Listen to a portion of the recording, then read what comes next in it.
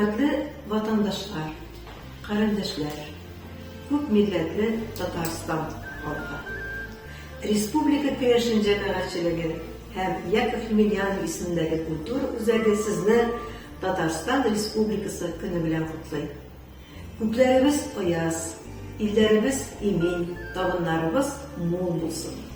Respublikamız gürlep dursun, şeşe batsın, yanadan yana urlerge minsin. Beyrek bilen.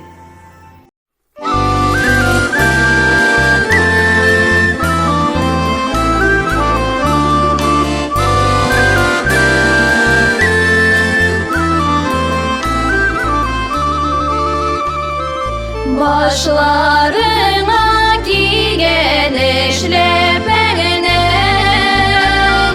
Siksen sigezingen elgese Giyenlerden birle karaptıran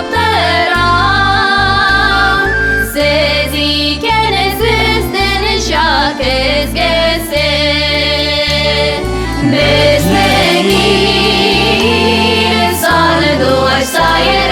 Girele beznegil uyunak delercir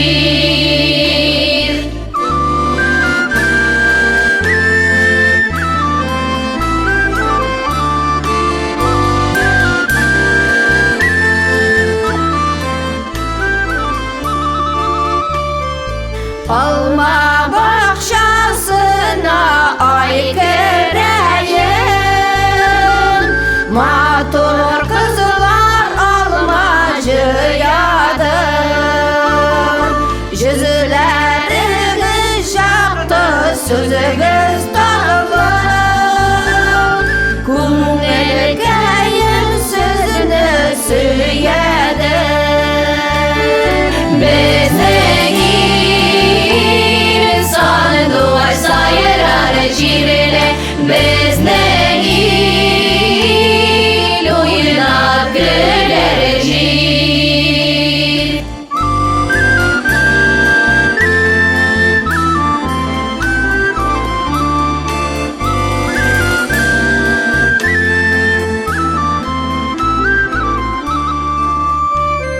Salgın şişmelerge şile koydum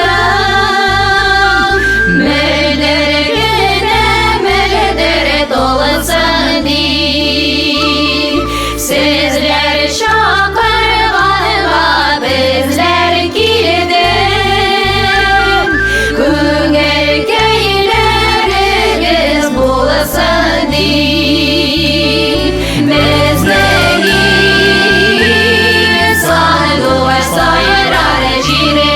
Beznegil uyunak delercir Beznegil